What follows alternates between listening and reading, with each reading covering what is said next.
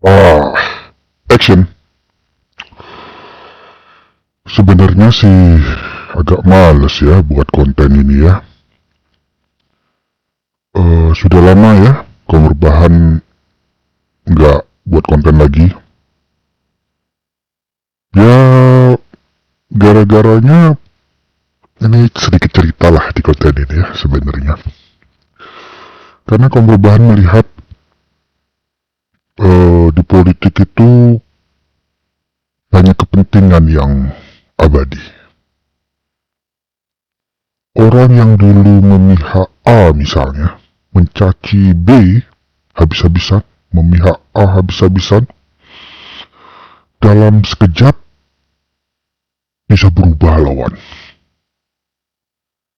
Bisa mencaci A habis-habisan dan memuji B habis-habisan. Dan yang seperti itu benar-benar tidak bisa kaum perubahan terima ya. Mungkin memang kaum perubahan ini bukan orang politik. Nggak cocok lah ya. Kaum perubahan selalu berpikir satukan kata dan perbuatan. Dan apa yang benar tidak akan tiba-tiba menjadi salah, dan apa yang salah tidak akan bisa tiba-tiba menjadi benar. Ya sayangnya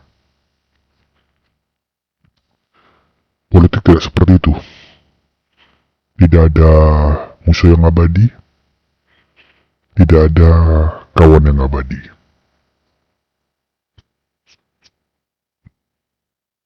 Ya oke lah, kali ini Perubahan tidak ingin bicara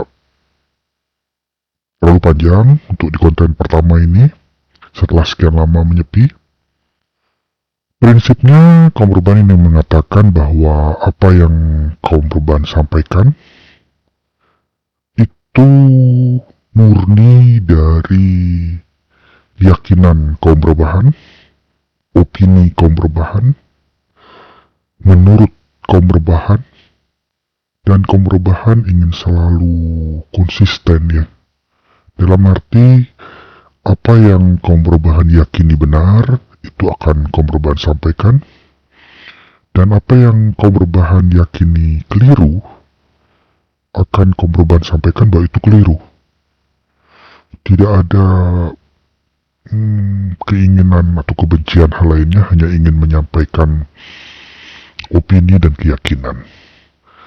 Video ini tentunya menjadi disclaimer untuk video-video lainnya. Untuk video-video berikutnya, selain action, ini sepenuhnya adalah keyakinan dan opini kaum berbahan. Di konten yang pertama ini, setelah sekian lama menyepi, lagi-lagi kita bicara tentang Roy Suryo. Pada akhirnya kemarin Roy Suryo akhirnya ditangkap bersama Tifa dalam kasus pencemaran nama baik.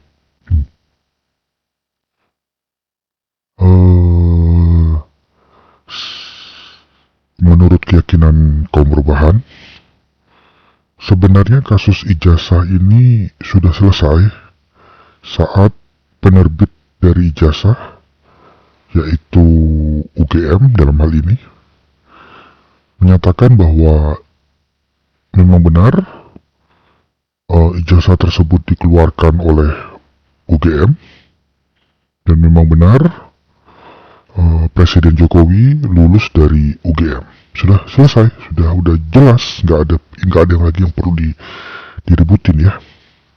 Dan ini memang ya ini murni lah, ada kepentingan tertentu lah ya, yang nanti waktu yang akan melihat kepentingan apa itu. Karena begini, logika bodohnya ya, logika gampangnya lah, atau logika apalah yang mau diomongin lah. Kalau misalnya kaum perubahan tanda tangan, siapa yang bisa membuktikan tanda tangan dari kaum perubahan itu asli atau palsu? Ya kaum perubahan sendiri kan. Kenapa? Ya karena kaum perubahan yang buat. Demikian juga dengan ijazah. Siapa yang bisa membuktikan ijazah ini asli atau palsu? Ya penerbit dari ijazah tersebut. Dalam hal kasus ijazah Presiden Jokowi yang dipermasalahkan ya UGM. Begitu penerbit, dalam hal ini UGM mengatakan ijazah itu asli dan memang diterbitkan oleh UGM, selesai. Mau bukti apa lagi? Kalau memang masih dicurigai ya harus dikejar apakah benar UGM melakukan pemalsuan. Nah ini berbeda ya dari Presiden Jokowi ke UGM-nya. Apakah UGM-nya berbohong atau UGM-nya apa, itu harus dibuktikan. Dan ingat sekali lagi, gak perlu terlalu rumit belajar hukum. Yang inti utamanya di hukum itu siapa yang mendalilkan, dia yang harus membuktikan. Udah jangan kemana-mana deh. Jadi kalau misalnya kaum perubahan berkata kamu menipu, maka kaum perubahan yang harus membuktikan, bukannya yang kaum perubahan tuduh yang harus membuktikan. Itu sudah dasar. Jadi tidak mengerti juga ya kenapa kok orang-orang yang katanya pakar hukum atau segala macam kok melakukan pembodohan yang membuat masyarakat ini bingung, terpecah dan segala macam loh. Ini lurus-lurus aja, ini nggak ada yang nggak ada yang rumit, nggak ada yang ya nggak tahu lah ya. Itu memang gimana ngomongnya ya. Ya udah seperti itu harusnya. Jangan terlalu dibuat ruwet, dibuat bingung. Poinnya kalau memang Roy Suryo mengatakan ijazahnya palsu ya buktikan.